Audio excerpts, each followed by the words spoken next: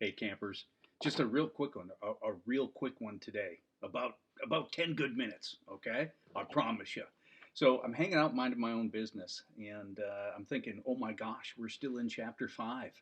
We're still in chapter 5 about nonverbal communication, okay? So keep that in mind because, there's going to be a test. and and really, quite frankly, we got to get to it. Man, this thing has been so chopped up. There's that Vladimir Putin hand gesture again.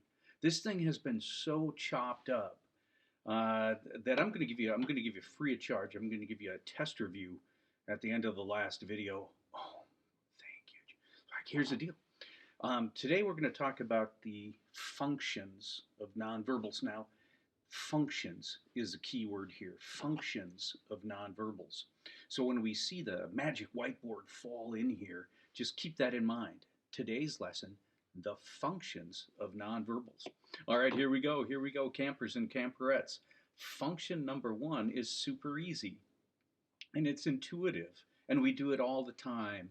The first function of nonverbals is to support the words. To support the words, okay? So really, quite frankly, it doesn't take a rocket scientist for this one. If I go like this, if I go stop, okay, this function right here, stop. That nonverbal supports the word that's coming out of my mouth. Stop. Okay. If I say, "Hey, come here, come here," look at this, look at this, look at this, supporting the verbal, come here. Okay. So I can use my nonverbals to undergird or support the words that are coming out of my mouth. And we do it all the time. Hi. Hi. All right. So that one's easy. The nonverbals support or undergird, augment, if you will, the verbal. All right. The second function of nonverbals is to replace the words altogether. Replace the words altogether. All right. And again, we do it all the time. If I'm back in the brick and mortar that we used to call Lakeville North High School, walking around my room on a test day. Oh, remember the good old days, tests in school. Yeah, me too. Listen, if I'm walking around and I do this to a student, like this, I don't have to say, "Will you please be quiet? You're disturbing the class." I just go like this. I just go, which means like 5 or 7 good words, like "shut up, knucklehead," shh, right, right, shut up, knucklehead. Okay, listen, you do this all the time, right? We do it all. We totally replace the words. If somebody's got their AirPods in, somebody's got their earbuds in, right? And I'm giving a lecture, and it kind of irks me that they got this going on, right? I come up to him and I come up to him and I go like this. I go, and I don't have to say a word, and I'll luck those things out of their head. They just do. They just pluck them right out of their head, all right, without me saying a word. Okay, you must have countless examples. You must have countless examples of where we can totally replace the words altogether with our nonverbals. All right, the next function of nonverbals is kind of my favorite. It's kind of fun, that's why. We can use nonverbals, our tone of voice, our gestures, our eyes, our facial expressions. We can use the nonverbals to absolutely, on purpose, contradict the words that we're saying. Yep, the third function of nonverbals is to purposely contradict the words that we're saying. Oh, I know what you're thinking. I know what you're thinking. I need an example. Well, I'll give you an example, but first I'm going to tell you that this is actually called sarcasm. Yeah, it's called sarcasm. Watch, listen. Tony, Tony has done something incredibly weird with his hair. Tony has done. Your friend Tony has done something incredibly weird with his hair. And I'm not talking about pulling it back in a ponytail. No, oh no, what I'm talking about is he has gone completely like blue, whoosh, mohawk, whoosh, whoosh, okay? Without even saying anything to you, he's got himself a brand new blue mohawk, all right? And he walks into math class, and you haven't seen this yet. He walks into math class. Now, how can we use our nonverbals to absolutely contradict the words? Listen, listen. He walks into math class. He's got his blue mohawk.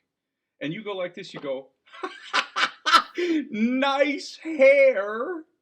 Okay, listen again. Nice hair. Okay, your face and the vocal cues, volume, rate, pitch, and inflection. Nice hair. Okay, you mean the exact opposite. All right?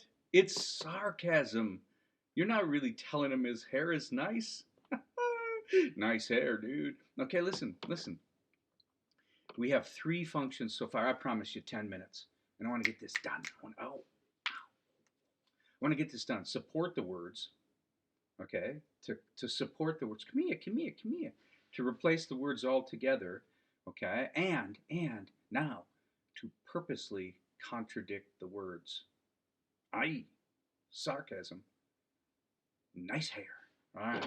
The last one is to regulate the conversation. This is sort of a combo of 1 and 2, a combination of supporting the words and replacing the words all together. And it is structural, if you will. All right. For instance, okay, I'll give you an example of regulating the conversation. We're in the classroom. I'm giving a test. Tony walks in late, okay, as Tony is wont to do. Tony walks in late, all right? I use a few words, a couple of words. I augment with a hand gesture, but I'm indicating a certain area in the classroom, and I go like this. I go, sit. Now, his desk is way across the classroom, but right by the door where he's walking in is an empty desk. I'm going to regulate the conversation with this hand gesture by pointing at that desk, regulating the conversation by pointing and jabbing at that desk when I say sit, sit. Now I don't have to say a string of words. I don't have to give a lot of gestures in this moment, but this regulation of right there is where I want you to sit. All right? All right, so let's run it quickly again. Okay? I can regulate the conversation by gestures.